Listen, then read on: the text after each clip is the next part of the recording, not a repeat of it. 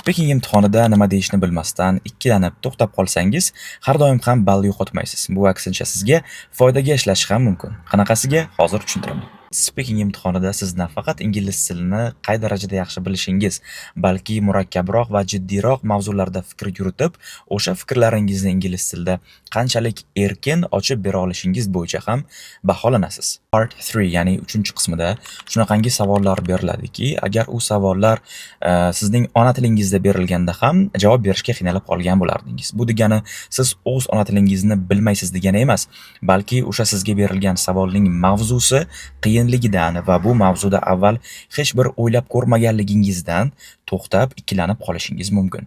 IELTSda ham xuddi shunaqa, bu topic based hesitation deyiladi, ya'ni mavzuga oid ikkilanib qolish.